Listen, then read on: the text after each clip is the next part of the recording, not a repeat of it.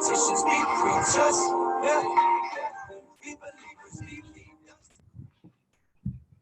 Hello champions, I hope wote tuko poa kabisa. Karibuni sana kwenye training na niwakaribishe rasmi. Nafikiri tuanze rasmi kabisa. Natumaini wote tuko bomba popote tulipo. Najua tumetoka kufunga mwezi sasa hivi, kwa hiyo najua kuna ambao sasa hivi mpo kwenye ile mode ya kurelax kwanza, kupumzika kabla ya kuanzisha rasmi mwezi mpya. Lakini niwapongeze wote kwa kuweza kuattend hii training, kwa kuweza kushow up for this meeting, na naamini kabisa itakuwa ni meeting ambayo itakusaidia kukukumbusha baadhi ya vitu, lakini pia itakuwa ni meeting ambayo itakuchallenge ili uweze kuhakikisha kwamba tukitoka hapa yani tunaenda kupiga kazi kweli kweli ili tuweze kusonga mbele vizuri zaidi.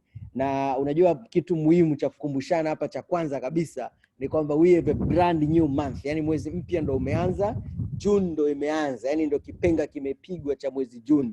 Na ukiwaza ya kwamba mwezi mpya ndo umeanza, naamini kabisa inakupa hamasa fulani hivi. Na mimi ningependa hapo kwenye chat muweze kushare kitu gani ambacho wewe kwako umekipenda kuhusiana na mwezi Mei, au unaweza kaandika kama mwezi Mei kwako ulikuwa ni mzuri sana ama mbaya sana ama ulikuwa kawaida. Hebu nione hapo kwenye chat hapo, mdumbukie hapo, niambie mwezi Mei wewe kwako uliuona vipi? How was May kwako wewe? Najua ndo tumeanza mwezi mpya, kwa hiyo hatutaki kuwaza sana mwezi Mei, lakini ni vizuri kuchukua sekunde chache walau za kutathmini kidogo mwezi Mei, and then ili tuweze kwenda vizuri zaidi mwezi June. So mwezi Mei kwako ulikuwa vipi? Hebu niambie champion.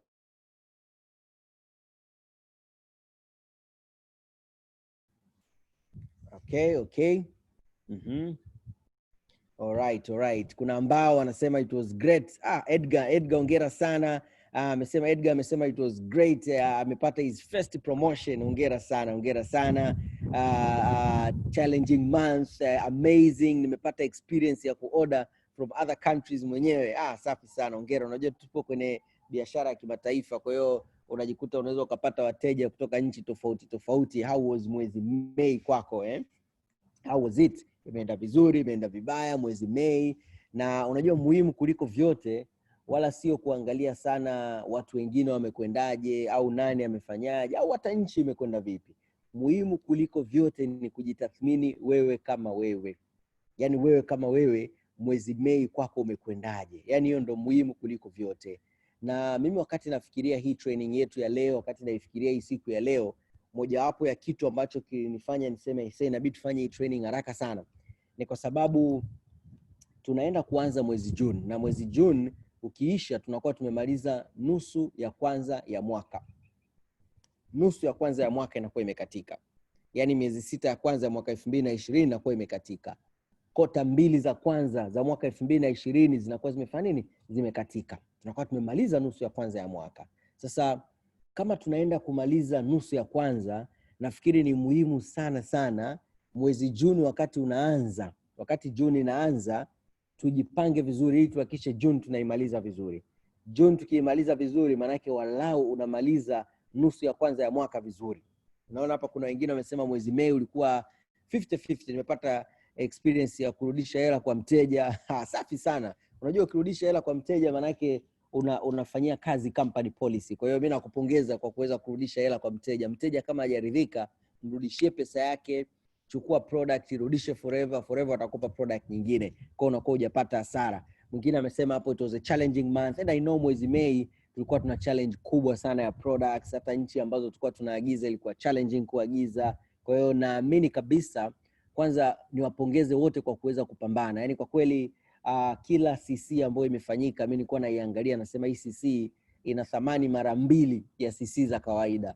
Kila effort ambayo imefanyika kufanya CC ziweze kutokea, najua ilikuwa ni effort kubwa sana kuliko kawaida. Kwa hiyo hongereni sana. Najua sio kawaida kuweza kuachieve katika mazingira magumu kama haya. Products hamna kabisa, lakini bado watu wamepambana, wameagiza products, wameazimana, mradi siku zimekwenda. Na mimi nafikiri ndo changamoto za maisha na changamoto za biashara jinsi ambavyo zinakuwa. Always waga kuna vitu fulani ambavyo vinaendelea ambavyo vinakuwa kama vile vinataka kukupunguzia ile speed yako ama ile kasi yako ya wewe kuweza kuachieve yale malengo yako. Lakini as long as mtu bado unapambana, as long as bado umeshikilia lengo lako, then kwa uhakika unaenda kufika pale juu ambako unatamani kufika.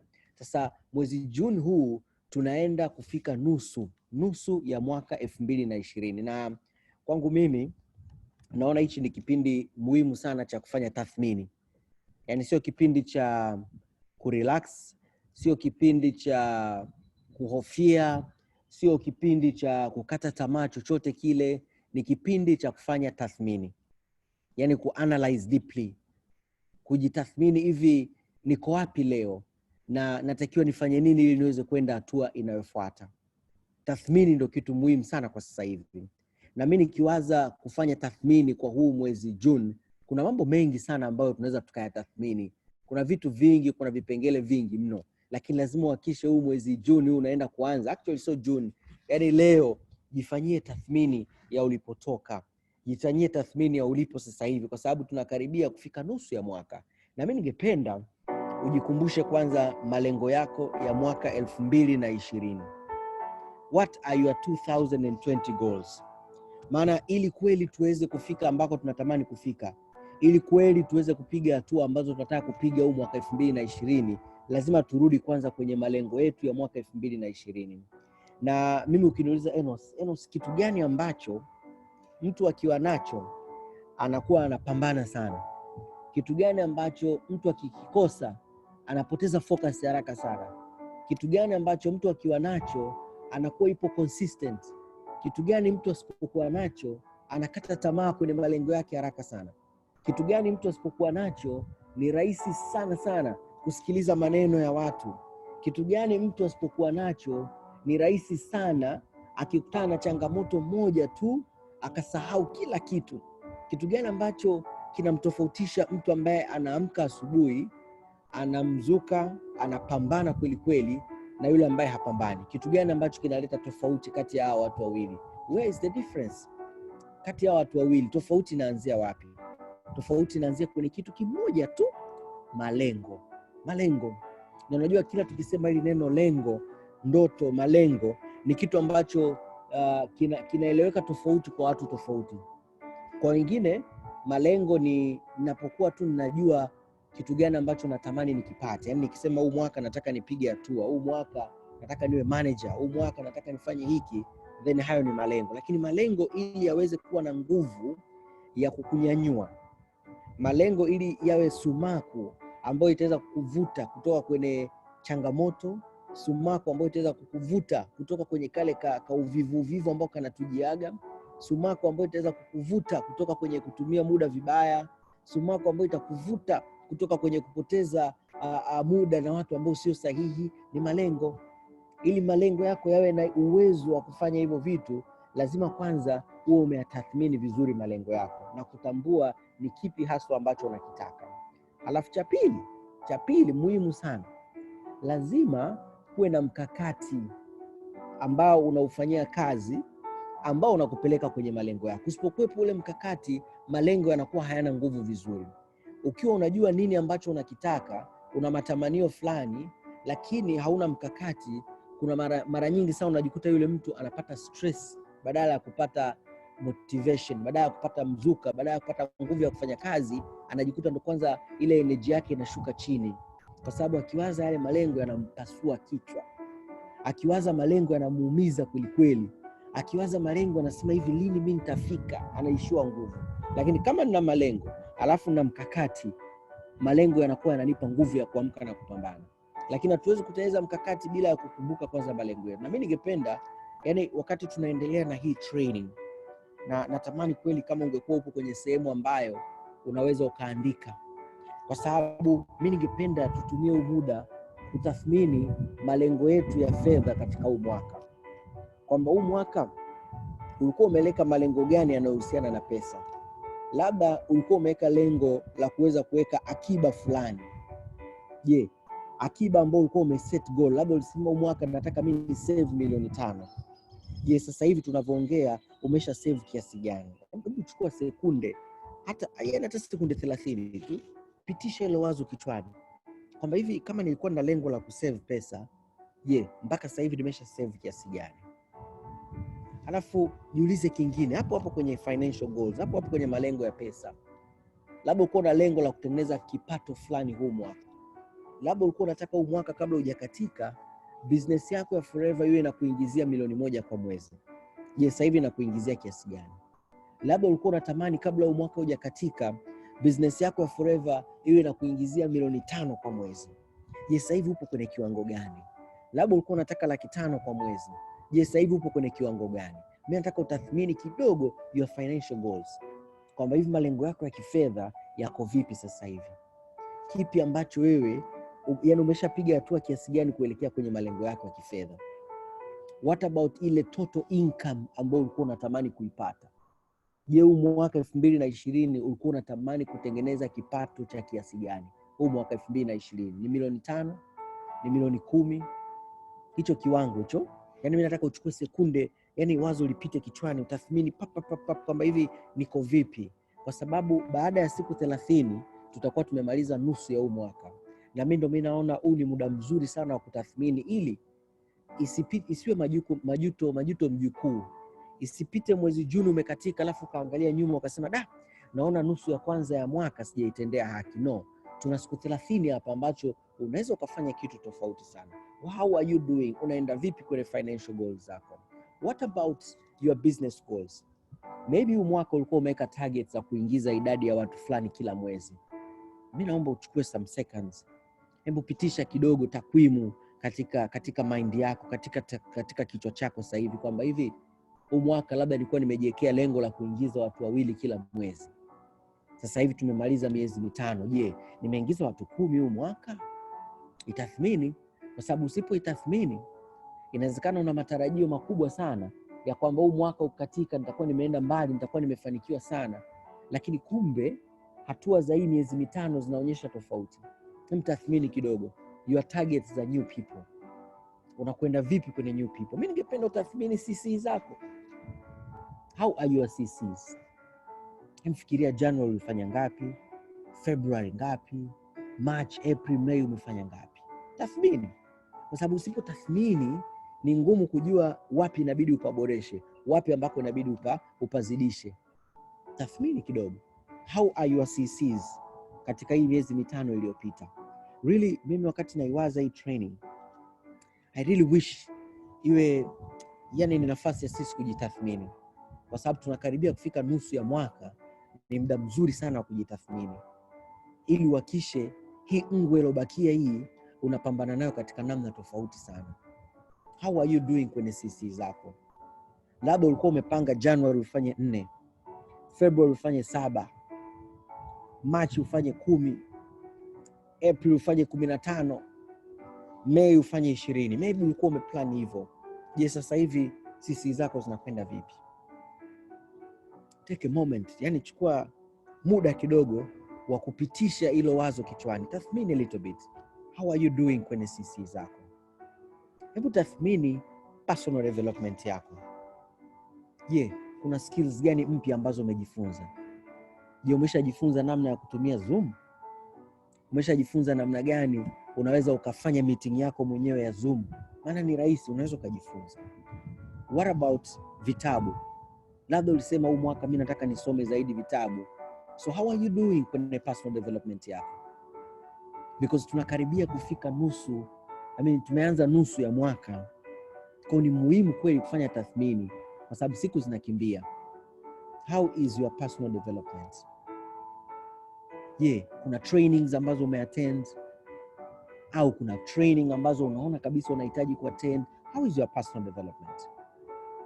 Je, unaona inabidi ujipongeze kwamba labda umefanya vizuri sana kwenye personal development, umesoma vitabu vingi, umehudhuria trainings nyingi hizi za online? How is your personal development? Because let me tell you something. Unajua, ili mtu uweze kufika mbali, ili uweze kufanikiwa, personal development ni lazima. Bila personal development huwezi ukafika mbali. Kuna formula moja nilionyeshwa mimi ya Forever. Formula ni kitu ambacho hakibadiliki. Hiyo formula inasema bonus yako, bonus ambao ndio kitu kikubwa wote tunakitafuta, bonus. Yani kama una malengo makubwa Forever, then unajua hautafuti profit ya kuuza wateja, unatafuta bonus kubwa. Na sema hivyo nikimaanisha profit haina maana, hapana. Na maanisha kila unachofanya kichwani waza nini nifanye ili siku moja niwe natengeneza bonus kubwa. Bonus iwe kubwa, ili bonus iwe kubwa lazima timu iwe vizuri. Kwa bonus inaitwa na timu. Ili timu iwe vizuri, personal development, knowledge yako lazima iwe vizuri. Kwa bila knowledge, bila uelewa, timu haiwi vizuri. Timu isipokuwa vizuri, bonus hamna. Kwa personal development ndo kama vile ndo mzizi ambao unabeba mti wote. Ndo kile kinachobeba, ndo kinashikilia kila kitu, personal development. Kwa siwezi nikaipuuzia, usije ukaipuuzia personal development. Wengi wetu sasa hivi tumepata bahati mbaya, na hapo imekuwa bahati nzuri kwamba hatuwezi kukutana na watu wengi, hatuendi maofisini katika mida ambayo tumezoea. Movement zimepungua. I hope sasa hivi movement zinaanza kurudi. I hope huu muda ambao ulikuwa umeupata wa ziada, I hope umeutumia zaidi kwenye personal development. If not, huu ndo muda wa kujitathmini kwamba hivi natakiwa nibadilike vipi kwenye ile eneo la personal development. Kwa nini naongea na watu wengi alafu wa join? What about my personal development? Labda ninashindwa kuwaaminisha, sio kwa sababu ya mafanikio ambayo nimeyapata au la, kwa sababu ya personal development. How is your personal development? Hebu itathmini. Je, huu mwaka unavyoenda kukatika, unataka kuwa fit kiasi gani? Maeneo gani ambayo unatamani kuwa fit? Labda unatamani kuwa presenter mzuri zaidi.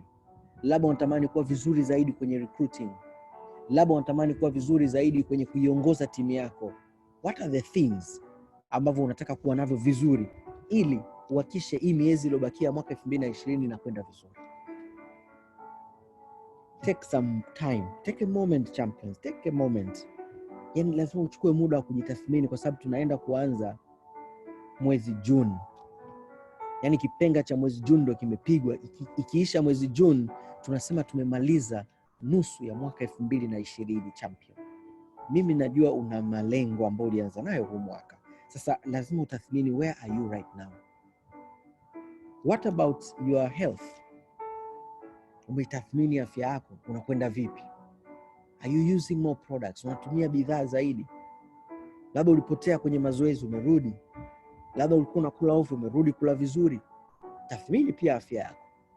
Otherwise, unaweza kujikuta ukakusema, mwaka 2020 bwana, afya yangu nimeiharibu. Mwaka 2020 nimenenepa sana. How is your health? Hebu tathmini purchases zako. Kuna vitu ambavyo ulisema huu mwaka unataka kununua. Kuna vitu ambavyo ulikuwa unataka kuviachieve huu mwaka. Ninaomba uvitathmini, vingapi umeviachieve. Najua kuna machampion wengi hapa. Juzi tumekutana na champion mmoja, ametoka kununua simu ambayo alikuwa anatamani kuinunua. Take a moment and imagine vitu ambavyo ulikuwa unatamani kuvipurchase. Vitu gani ambavyo ulikuwa unatamani kuvinunua, hata kama ni vidogo, vile ambavyo kwako wewe ni muhimu. Je, unakwenda vipi? Labda unataka kununua gari, kama bado unakwendaje? Unataka kununua kiwanja, kama bado unakwendaje? Unataka kununua shamba, kama bado unakwendaje?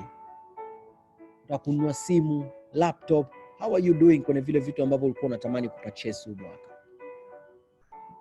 And at this point I really wish ujipe hizi dakika kadhaa za kutathmini, kwa sababu tukishamaliza hapa najua tunaenda kwenye kukimbizana, speed inaenda.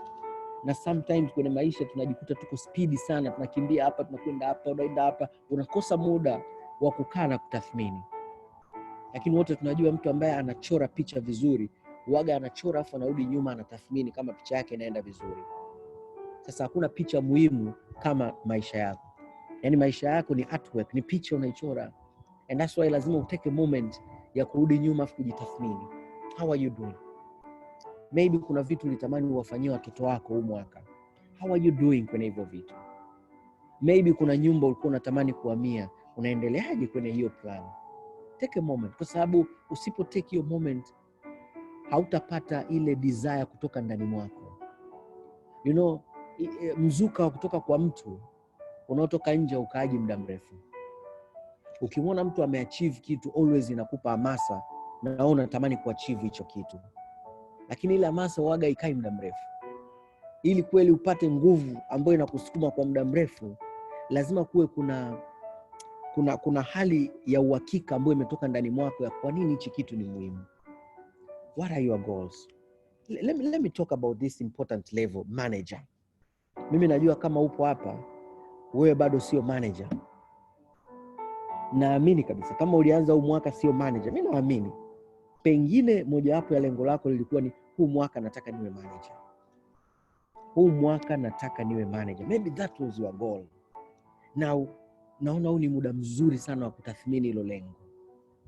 Na ukitathmini ile lengo la manager and ikatokea umeangalia umeona hapana, niko nyuma, siendi vizuri kwenye ile lengo la manager. Usifanye kosa la kufungia macho alafu kuendelea vile vile na ulivyokuwa unafanya huku nikiamini vitu vitabadilika. Usifanye hilo kosa. Usifanye hilo kosa. Juzi nilikuwa naongea na mtu, nikawa naongea naye nasema okay, sasa hivi tumepata challenge Tanzania products, and because kuna hii challenge kuna watu wengi mno ambao wamepoteza wateja, kuna CC zimepotea. Na hapo kuna wengine ambao hakuna CC waliopoteza. Hakupata mteja ambaye amemwambia naomba C9 afu akashindwa kuidelay. Hakupata huyo mteja. Hakupata mteja ambaye amemwambia naomba maka alafu akawa hana maka. Hakupata mteja aliyemwambia naomba aji alafu akawa hana aji. Kwa hiyo kwake challenge kitu kitomrudisha nyuma sio products. Kama sija sponsor, let's say mwezi Mei umepita sijaingiza mtu kwenye biashara. Mwezi April umepita sijaingiza mtu kwenye biashara. Can you utakiwa kuichukulia kiurahisi? Inabidi nijitathmini, hivi kwa nini Mei imepita, April imepita sijaingiza mtu kwenye biashara? Je, ni products? Je, products zinahusiana na mimi kuingiza mtu kwenye biashara? Hapana, haihusiani. Na kwa nini nalileta hilo swali? Kwa sababu ni rahisi sana kuchukua sababu moja kwa nini jambo fulani halijatokea alafu ukasahau sababu nyingine 4. Kwa mimi nataka tutathmini vitu vingi, and specifically if you are a non manager, yani kama upo hapa wewe bado hujawa manager, kama ni mgeni sana no problem, let's say tupo na wewe kuanzia January February, nataka utathmini why sijawa manager. I know January tulishare plans na namna unaweza kuwa manager, why sijawa manager up to now. It's important kutathmini. Usipotathmini inaweza kumaanisha manager sio lengo lako, ila unaamini ni lengo lako. Inaweza kumaanisha kwamba utachelewa sana kuwa manager, sio kwa sababu hauna uwezo, lakini kwa sababu tu kuna vitu vidogo tu ambavyo inabidi viboreshe. Mimi nataka niongelee sana hii manager kwa sababu kitu kimoja ambacho mimi nakiona sasa hivi, yani idadi ya champions ambao wana master 4cc, 5cc, ambao wana master kuuza cc 2 mpaka 4 imeongezeka. Sio kufanya, kuuza cc 2 mpaka 4 imeongezeka. Na mimi hiyo inanipa hamasa kubwa mno. Yani inanipa raha moja kubwa sana kwa sababu najua huyu mtu ambaye ana uwezo wa kuuza cc 4 au cc 2, cc 3, maana yake huyu mtu akianza kurecruit, akianza kuingiza watu kwenye biashara, atajenga timu nzuri sana. And I know most of you here mnao huo uwezo. And that's why nataka utathmini hivi, hii manager hii naitafuna vipi hii man? Maana lazima niipate. Naipataje hii manager? I'm speaking to non-managers. Kama mimi ni manager tayari, maybe think about your team. Waza timu yako. Hivi fulani kwenye timu yangu namuona kila mwezi yupo kwenye 4cc, lakini hajawa manager bado. Huyu mtu natakiwa nimsaidie zaidi aende manager. Naamini mtu hawezi kukufanya uwe manager, inabidi wewe utake kuwa manager. Speaking about manager, unajua ili manager itokee inabidi wewe kwanza uamue na utake charge, na uwe tayari kufanya wakati hakuna mtu anakuona, uwe tayari kufanya wakati hamna anayekusikiliza. Yani uko mwenyewe unapiga activities zako mwenyewe. Yani kila kitu hamna tena anayekufuatilia, lakini wewe bado unafanya. That's when you know unaenda manager. Kama sijafika hiyo level hiyo, maana yake bado mimi sijaanza safari yangu ya kwenda manager. While everything kimestop, kila kitu kimekuwa kimya, then unaanza safari yako ya kwenda manager. And ili uweze kuachieve manager, lazima uwe na plan ya how am I going to be a manager. Na plan yako lazima iwe ina malengo ya kila mwezi. Malengo ya kila mwezi.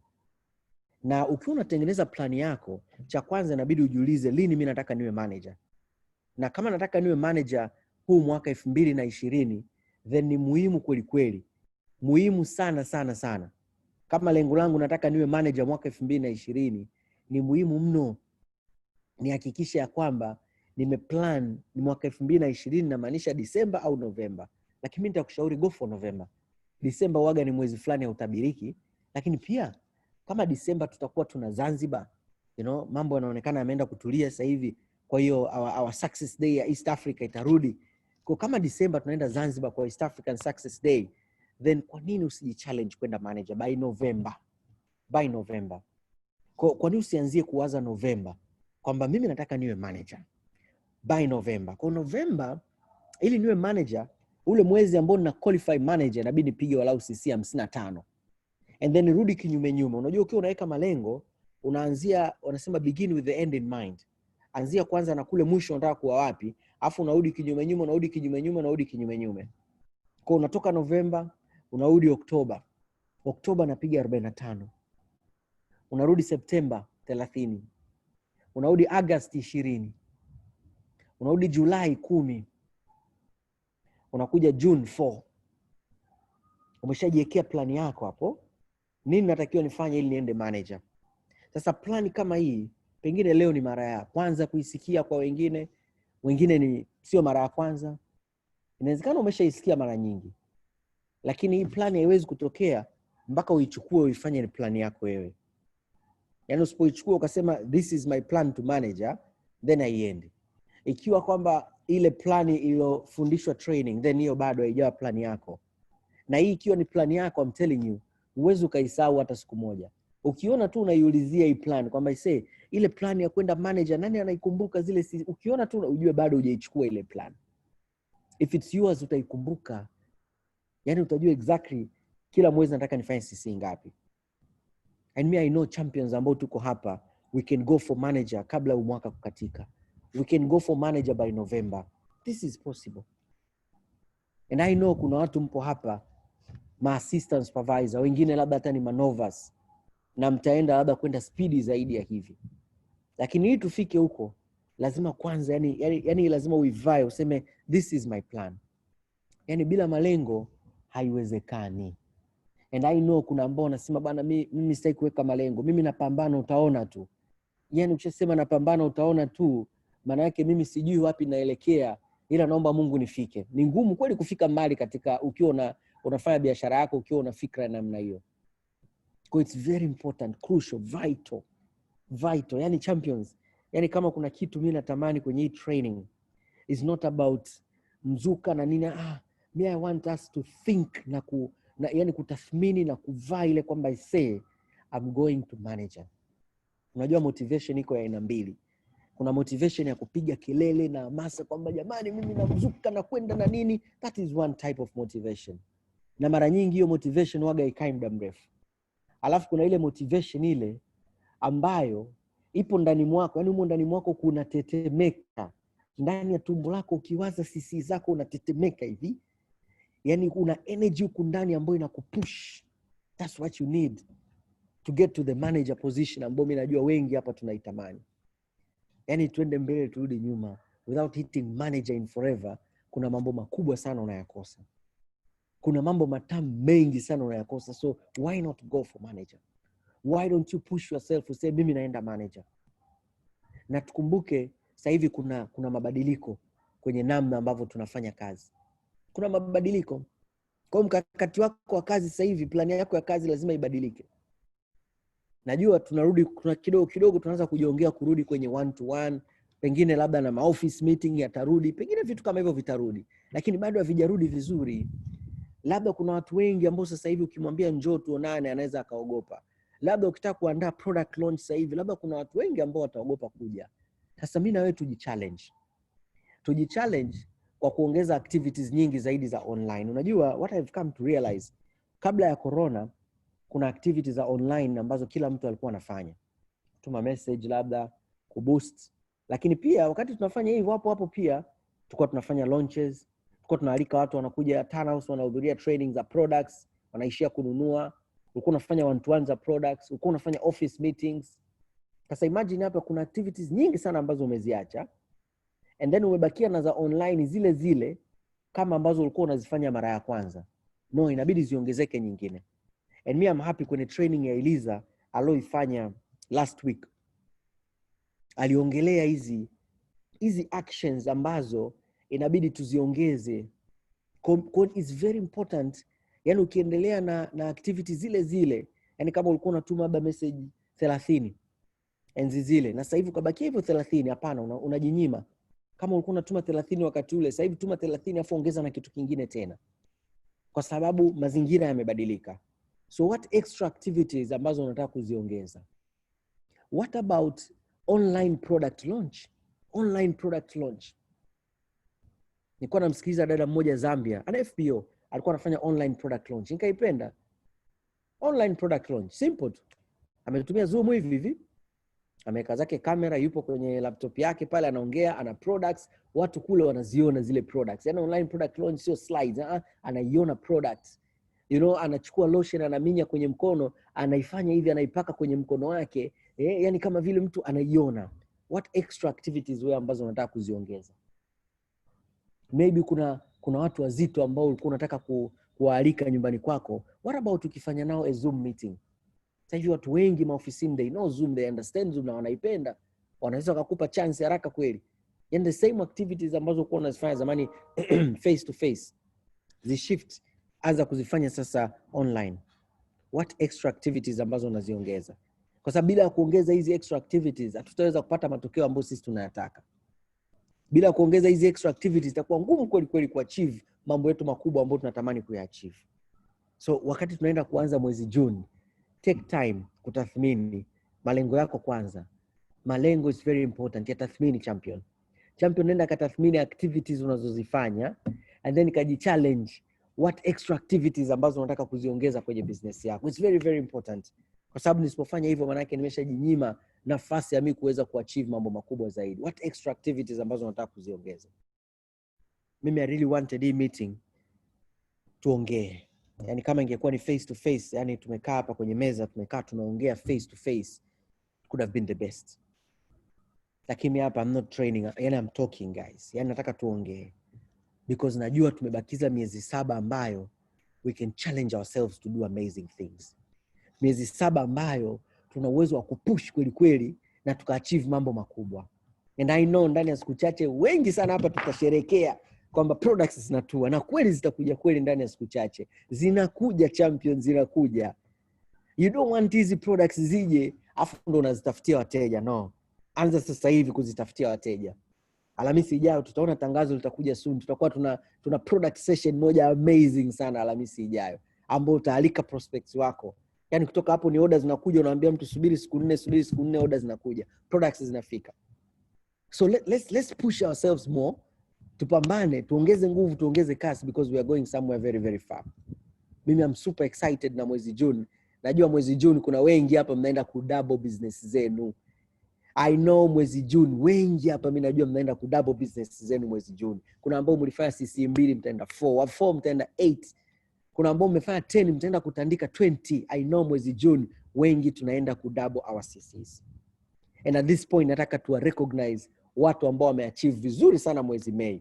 And unfortunately for some reason system imegoma kutoa list ya move ups. Kwa hiyo sitaweza kurecognize any move up. Kwa kama kuna any move up naomba unisamehe. System imegoma kutoa move up, maybe kwa sababu imefungwa leo, kuna vitu havijakaa sawa, lakini as soon as I think kesho ikitoka tu kama kuna any move up, then definitely tuta recognize kwenye group and mambo yataenda vizuri. So at this point nataka to recognize our 5cc smashers, watu ambao wametandika 5cc. Na najua hatuwezi kuwapigia makofi, lakini huko ulipo wewe wapigie makofi hawa watu. Na naomba hapo kwenye chat hapo tuone vimoto, makofi, yani vifijo vijaejae hapo kwenye chat vya kuwapongeza watu ambao wametandika 5cc, our 5cc qualifiers. Tuna Ezekiel Carrier hapo, makofi makubwa sana. Tuna Salma Kasonta, if I'm not mistaken, mara ya kwanza huyu mtu kufanya 5cc. Massive congrats Salma Kasonta, na nawashukuru wote mnawapigia makofi makubwa. Yupo hapo Christina Warioba, another 5cc qualifier. Ongera vimoto jamani, vimoto tuwape vya kutosha, tusiwanyime. Tuna Alferio John, Alferio John, ongera sana kwa kuweza kumaliza your 5cc. Tarimo Alferio John Tarimo, ongera mno. 5cc sio mchezo jamani. Tuna Hassan Kipingu, massive congrats for finishing your 5cc. Super proud of you, umetandika 5cc. Tuna Elia Mkami, another 5cc qualifier. Ongera mno Elia kwa kumaliza 5cc yako. We've got Justina Godfrey, another 5cc qualifier. Vimoto jamani viongezeke huko. Unajua 5cc sio mchezo. 4 ni balaa. 5 sasa ndo babalao kabisa. Yani funga kazi 5cc qualifier. Tuna Margaret Chilato hapo, another 5cc qualifier. Massive congrats kwa kutandika 5cc. Kuna Joseph Kazimili, ongera sana kwa kumaliza your 5cc. Na kiukweli yani maybe from next month tutaanza kuzipanga 7, 10. Maana wengine tunawaita 5cc, lakini najua wengine wanapiga 10, wengine 15, wengine nimeona wamepiga mpaka 19cc huko. Fatma Aljabri, I'm very sorry jina lako nimelichapia hapo kidogo, nitalirekebisha tukiwa tunatuma hizi card kwenye group. So massive congrats Fatma for smashing your 5cc. Another 5cc qualifier, they always qualifier, Salma Kasam, ongera sana for smashing your 5cc. And all these are people ambao wanatandika. Tuna Loken Urasa, ongera sana, and I hope wengi tulipata nafasi ya kusikia testimony yake kwenye meeting iliyopita. So ongera sana Vivian with your husband, najua mnapambana kweli. Tuna Darema Mbunda hapo, ongera sana for finishing your 5cc. 5cc jamani ni beyond, na tukumbuke jamani corona inaenda kuishia hii jamani. Kwa hiyo 5cc soon Serena zinarudi jamani. Na hatuwezi jua bwana, unaweza kushangaa kesho kutwa tukisikia tu kwamba jamani hoteli zimefunguliwa. Jamani 5cc imerudi. Yaani naamu ifunguliwe ili hao ambao wamepiga 5cc mwezi huu twende kwa kweli tukaenjoy naye, maana tumemisiana kweli. Ongera sana. Tuna Amadeus, massive congrats Amadeus kwa kumaliza your 5cc. Ongera makofi makubwa sana kwa Amadeus. Tuna Martha Mende, ongera mno Martha. I know you are a fighter, una push kweli. Ongera kwa kumaliza your 5cc. Makofi makubwa na vigeregere jamani kwa Martha. Another 5cc qualifier, amazing gentleman John Madeje. Ongera mno brother kwa kusmash your 5cc. Massive congrats. Nashukuru sana. Yani kuna mtu hapo amenifurahisha, ameweka vimoto vya kutosha. Jamani vimoto kama vyote. Yani tusivibanie hivi vimoto, tuvitandike tu. Havina shida, hataungua watu. Tuna Asia Juma Kulichombe, ongera sana for smashing your 5cc. That's amazing. I'm very happy and proud of all these 5cc qualifiers, and we miss you all so much. I know very soon dina zetu zinarudi na tutaanza kuenjoy tena. Tuna Emmanuel Cosmas, ongera kwa kumaliza your 5cc. Emmanuel Cosmas, ongera sana. Another 5cc qualifier, Flores all the way from Dodoma, mji mkuu, ikulu kuu imeshahamia huko. Ongera sana Florence for finishing your 5cc. Tuna Simeon Mwalunguja aka Salema, ongera sana brother for finishing your 5cc. Massive congrats guys. Mimi binafsi I'm super happy and super excited for all these champions ambao wanatandika hizi 5cc. Tuna Amina Mohammed, ongera sana together with your husband. Massive congrats kwa kusmash 5cc. Makofi makubwa. Naona kuna mtu ametoa vimoto afu akaweka na vimaji sijui vile vinatoka vitone. Usiwapoze bwana, wewe viachie tu vimoto. Tuna another 5cc qualifier, Teresia Kisoka, ongera sana for finishing your 5cc. Tuna another 5cc qualifier, mtu mrefu Steven Audax, ongera sana, na nimeona umesema leo umerudisha hela kwa mteja. That is very good. Inaonyesha kwamba you are matured. Massive congrats our 5cc qualifiers. Unajua 5cc inafungua milango ya mambo makubwa, na ukishaweza kuanza kutandika 5cc maana yake una uwezo wa coach timu yako vizuri zaidi na wenyewe waweze kwenda kuachieve 5cc na maybe even more. And then tuna another 5cc qualifier in our final one, Rohini Chudasama, massive congrats kwa kumaliza you are 5cc. And then nimalizie na the upcoming 5cc qualifier ambaye ni wewe mwenyewe. I know upo hapa, kama leo jina lako halijaitwa na unatamani na wewe uweze kuitwa hapa, basi I know mwezi June tukiwa tunatangaza 5cc qualifier utakuwepo. Mimi naomba hapo kwenye chat hapo, kama unahisi mwezi June unaenda kutandika 5cc, hebu nenda hapo kwenye chat niandikie me. Yani kama wewe unaenda kumaliza 5cc mwezi June, then go there and type me. I want to see your me there. I see there Kimi, me I'm going. So me Violet, me. Oh my God, this is amazing. Najua June jamani hapa kutawaka moto. June yani recognitions zitakuwa kama zote jamani. 5cc, a lot. Naona mwingine me mpaka imekuwa kama me. Ongera sana. We've got a lot. June ni fire jamani. Si mchezo kwa kweli, because I know ndo tunaenda kuliamsha ili gurudumu la kwenda kufungia mwaka. Mimi I'm so happy and proud of each and every one of you. Na hii sentence nimeisema kwa wengi, lakini nitaisema tena na tena. Guys, FBOs in Tanzania, mimi yani nawapongeza kupita kiasi. I salute you and I'm so proud of you, because naona namna gani mnapambana katika mazingira wakati magumu. You know, shida nyingi lakini bado mnapush. Mimi I'm proud of you. And mimi I'm standing here on behalf of Forever, on my own behalf as your leader. And I love you all so much and I'm so proud of you. And I know for a fact, ipo siku jamani. Wengi ambao mpo kwenye hizi 5cc tutakuwa tuwa recognize tena, maana mtakuwa mmeshamaliza manager. So massive congrats everyone. Let us continue with the push. And at this point, I want to talk about a few things. I want you to take charge of your business. Take charge of your business. Unajua, ili biashara yako iweze kutoboa iende mbali, you have to take charge. Kutake charge manake, yani mimi ndo nashika hatamu. Yani mimi ndo nakamata. Yani kama ni ng'ombe basi mimi naenda kukamata mapembe. Take charge of your business. Usikubali kufanya biashara yako gizani. Na mimi naomba, kama kuna wengine mtanisamehe, lakini naomba in a very special way nimrecognize Stephen Audax. Why namrecognize Stephen Audax? Number one, take charge of his activities. Na anashare na sisi activities zake. Lakini najua wengi tunafanya activities. Mimi kingine ambacho nimeona Stephen Audax anafanya na binafsi kimenifurahisha sana kupita kiasi is because nimeona ameanza kufanya training zake. Stephen Audax sio manager, sio assistant manager, is a supervisor. Stephen Audax, I hope supervisor, au assistant supervisor mzee, supervisor. And yet anafanya training zake mwenyewe na anapost kwenye group, ana train. And mimi nikiona hiyo nasema wow. This is a leader. I'm not saying that kwamba wengine so leader. No. I'm saying that kukumbusha take charge of your business. Usimsubirie manager wako. Usimsubirie mtu yoyote. And because of that, you know, tumeamua kuweka mazingira mazuri zaidi ili kila mtu aweze take charge vizuri biashara yake. Kwa tumeamua kila Jumatano, every Wednesday, kila Jumatano itakuwa ni siku ya take charge.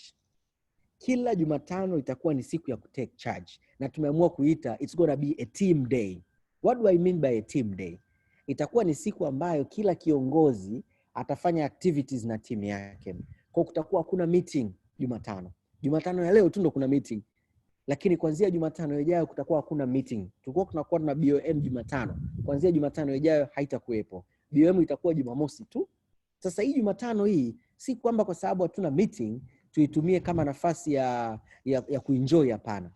It's your day to take charge. Now what do I mean by that? Kama upo hapa wewe ni manager, hii siku hii ndio iwe siku ya wewe kufanya team sizo maana yake unakaa na timu yako unawafundisha vitu, na kwa sasa hivi unaifanya tu online. Hii siku inawezekana ndio siku ya wewe kufanya products training kwenye timu yako. Inawezekana ni siku ya BOM na timu yako. Inawezekana ukawa unabadilisha kwamba Jumatano hii BOM, Jumatano ijayo sizo, Jumatano inayokuja product launch. Inawezekana ikawa inabadilika. Inawezekana ukaamua ukasema bwana mimi nataka niwe na team days 2. Jumatano BOM, kila Ijumaa labda nakutana na team kwa train wao kama wao. Lakini all in all, at least every Wednesday take charge. Manager take charge. Lakini mimi nataka nikuchallenge na wewe supervisor ambaye upo hapa. If you are a supervisor here, unajua kwenye marketing plan ya supervisor, huyu ni supervisor anaitwa team leader. You are a leader. Once you are a supervisor, you are a leader. If you are a supervisor na una team, hebu take charge. Every Wednesday, do something with your team. Ukiona unashindwa kufanya Zoom, unaweza ukawa train kwenye WhatsApp team yako. Labda wewe ni supervisor, una assistant supervisor 3. Then hebu hiyo siku wa train au assistant supervisor wako 3. Hata kama itakuwa ni training ya 1 hour, hata kama ukarekodi audio unafundisha namna unavyo prospect, ukawatumia, lakini take charge, do something for your team on that day. Unavyofanya hivyo una add value kwao, unawasaidia, lakini inakusaidia wewe pia kama kiongozi. Unapoongeza kitu kwa mtu, yule mtu unampa sababu ya kukufuata. Usipoongeza kitu kwake haumpi sababu ya kukufuata. Asipokufuata maana yake hata baadaye kama una ideas hataweza kuzifanyia kazi ile idea zako. So every Wednesday it will be a team day, a time for us to take charge. Take charge of your business. Ukikosa siku zote it's okay. Jumamosi hata ukaamua kuchuna ukaposti ukaforward tu posta kwenye group ya team ukaambia jamani tualike, it's okay, but Wednesday take charge. Na take charge, don't wait for your manager. Ukiona manager wako haja take charge, take charge. Ukiona supervisor wako haja take charge, na wewe ni assistant supervisor, una assistant supervisor mmoja kwenye timu yako, take charge. Yani take charge. Usikubali Jumatano hiyo inapita bila ya wewe ku take charge of your business. And I'm perfectly sure, I'm 100% sure, tukianza kuimplement hizi tutaona the differences. Na tutashare, tutaweka namna ya kuweza kushare maybe kwenye group letu jipya la Telegram, namna gani watu wanaweza wakashare what activity did you do with your team on that day. Tutakuwa tunashare na vitu kama hivyo ili wote tupeane ideas za nini ambacho tunaweza tukafanya. Take charge. Na hii itakuwa nafasi nzuri ya kila mtu kuweza kufanya kazi kwa ukaribu na timu yake na wale watu ambao wanawaongoza ili waweze kwenda vizuri. So me personally I'm excited na hii challenge kwa sababu najua itamsaidia kila mtu hapa kuwa na walau siku moja kwa wiki. Walau siku moja tu katika wiki ambayo atasema leo is my day to take charge in my team. Hivi leo nataka nifanye nao nini? Put a plan with your team. Unaweza tu kaandaa meeting na timu yako online uongee nao kwamba jamani, nyie mnataka tufanye nini hizi Jumatano? Mnataka ni wa train nyie tumpate nondo, mnataka tu tuna activities za kualika watu, take charge.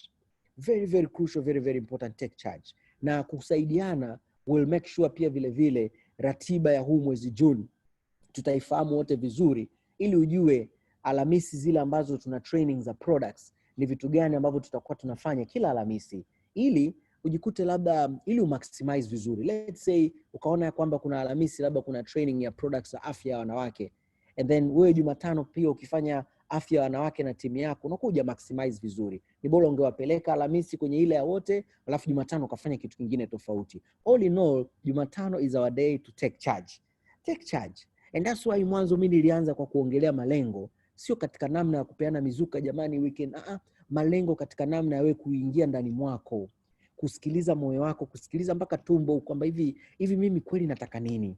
Because bila kuwa na hiyo mimi nataka nini, it will be difficult to take charge. Wednesday kwako itapita kavukavu. Utashindwa kupush business yako Wednesday. You will fail to take charge of your business. Lakini I'm positive and I'm sure we are going to take charge. And let me assure you, yani one thing for sure for a fact, once umeshaamua kwamba mimi naenda ku take charge kwenye business yangu, mimi naenda kupush, mimi naenda kupambana, once you make your decision, yani I want to assure you, it will not be easy. It will not be easy. Unajua ndoto yako ile ambayo umeiweka ile, ndoto yako ili iweze kutokea lazima upambane nayo. Lazima uikimbize. And let me tell you, sometimes labda because of the way tunaonekana au tunaongea, labda kwa sababu tunashare sana mambo mazuri na shuhuda nyingi, inaweza kukupa fikra potofu kwamba labda fulani ameachieve kiurahisi. Labda ukimsikia Frank kwamba huyu jamaa amepiga manager, anauza vitalize nyingi, maybe unaweza kupata picha kwamba labda kwake ni rahisi. No, it's hard. I'm telling you for a fact, champion, it's gonna be hard. I know for sure. Yani once you are going for your dream, it's going to be hard. You will experience, lazima tuta experience pain when you are going for your dream. Pain itakuja kutoka kwa wateja. Kuna mteja atarudisha product, kuna mteja atakwambia wewe muongo, umenidanganya, umeniambia nitapungua, sijapungua, umeniuzia multimarket, zile shuhuda za uongo. Kuna mwingine atakwambia hivyo, yani utachanganyikiwa. Huyo anakwambia uongo, huyo mwingine anakwambia nakushukuru mno, natamani kupe zawadi. You will get that pain. You will get the pain from unawatumia watu message hawajibu, watu wanakuahidi watajoin hawajoin. You will get that pain. Yani hakuna namna ya kukimbia your pain. You will get it because you are going for your dreams. At some point you may cry. You might need to cry. Jana kuna dada mama kidogo yuko Zambia, alikuwa anapambana kumaliza ego manager yake. And I can text message, akanitumia emoji za kulia nyingi sana. Alivyonitumia zile emoji za kulia nyingi sana, nikampigia, nikamwambia leader, she's a manager. Nikamwambia leader, I understand una go through pain, but I'm telling you leader, hiyo pain ni lazima. You have to go through that pain. There is no way utaachieve ego manager upelekwe Pattaya wewe na mme wako mkaenjoy 5-star treatment ije kirahisi, haiwezekani. Nikamwambia it's okay to cry. Nikamwambia wewe lia tu, cry, but don't cry to quit. No, cry to finish. Cry to go to your dream. Don't cry to quit. No, cry to finish. Go for it.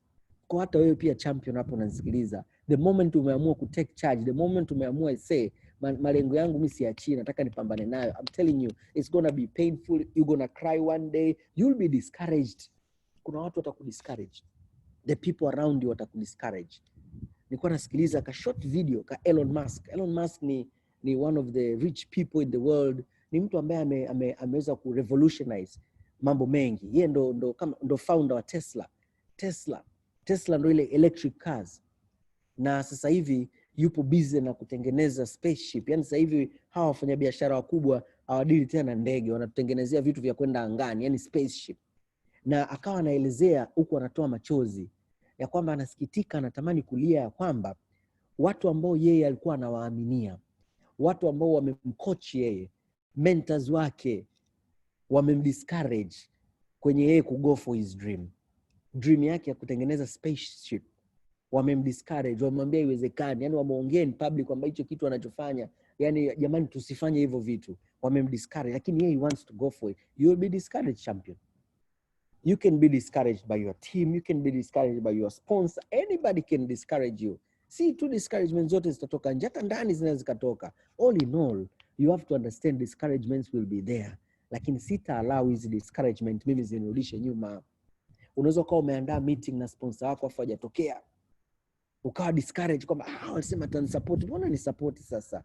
No, you will get those discouragements, lakini go for your dreams. Kwa sababu the only way utaikamata hiyo ndoto yako ni lazima ukimbizane nayo. But here's the good thing. Easy hardship, easy pain, crying, discouragements, hizi zote hizi, they are temporary. Zote ni temporary. Hautalia milele. The same manager ambaye jana alinitumia emoji za kulia, analia yani kwamba jamani Enos, mimi mbona kama kuna sisisi zioni na nataka niimalize hii ego yangu. The same manager leo asubuhi, kwa sababu amemaliza ego manager yake, leo asubuhi yani ni emoji za vicheko, anamshukuru kila mtu, anawashukuru staff, mpaka yani kila mtu anasema jamani mimi I thank the whole of Forever. Kila mtu ameandika, mpaka walinzi anawashukuru, yani kila mtu. So all the pain you are going through is temporary. One day utaenda on top of that. One day utaibit hiyo. So definitely one day you're going to emerge as well and say I'm an ego. One day you're going to be an ego. And wewe kama upo hapa ni non-manager, you're not a manager yet. Let me tell you something. If you're not yet a manager, mimi naomba ushike hili neno ego. Naomba ukamate hili neno ego. Go for ego manager. Wala usidhani I'm crazy kukwambia go for ego manager wakati you're not a manager. I know utahitaji upite manager and then uende ego manager. Go for ego manager. Uko jamani ndo mambo yote makubwa na mazuri yanapatikana uko kwenye ego manager. So go for your dream, champions. Go for your dreams. Mimi I'm very excited with mwezi June. And I can feel it kabisa kwamba June unaenda kuwa mwezi hatari. Na so tu June, yani hii miezi 7 iliyobakia. Kama hii miezi 5 iliyopita kuna changamoto umepitia, kuna shida umepitia, mimi naomba ujiandae. Hayo machozi yote yanaenda kufutwa hii miezi 7 hii. Because hii miezi 7 hii, we're not gonna sleep, we're not gonna rest, we're not gonna settle. Tutapush to the limits. Champion, mimi nakutakia heri. Heri ya huu mwezi June. And I know heri peke yake haitoshi, but nakutakia heri ya huu mwezi June. And let me tell you something, usikubali mwezi June upite kiolela, usikubali. Take time, analyze your goals, analyze uko wapi, nini unahitaji kufanya usonge mbele. Weka mkakati wako vizuri wa mwezi June. Make sure kuna lengo ambalo unalifanyia kazi ambalo linatoka deep down. Yani hilo lengo inabidi liwe linatoka ndani deep kabisa, yani deep kwamba this is what I want to make sure kinatokea. If it is CCs, these are the CCs ambazo I want to make sure zinatokea. There must be a goal ambayo itakufanya yani usisettle. The moment you settle, you are done, champion. Those 5 CC qualifiers Do not, yani usikubali kuendelea kuwa 5cc qualifier. Go for 7, go to 10, go manager, go supervisor, go assistant manager, move. Champion, mimi nawatakia heri. Personally, mwezi Mei na masanayo fulani ya utofauti. Yani sina hamasa ya makelele na hamasa ile, yani ndani mwangu kuna umeme unapita. Yani unatamani tu kumove, sitaki kusettle, umeme unapita. And I'm pretty sure wengi tutaenda kuona mambo makubwa sana mwezi Juni. Let's go and make it happen, Super Champions. Mimi nawashukuru sana. Tumefika mwisho wa training yetu, and Jumamosi tutakuwa tuna training. Kesho there will be no training, but Jumamosi kutakuwa kuna training kama kawaida. Tutakuwa tuna BOM. So kesho do your own stuff.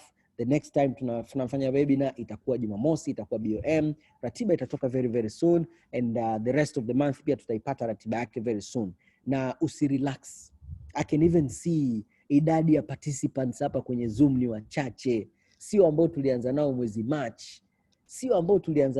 March. And I know bahati mbaya, that's how binadamu walivyo.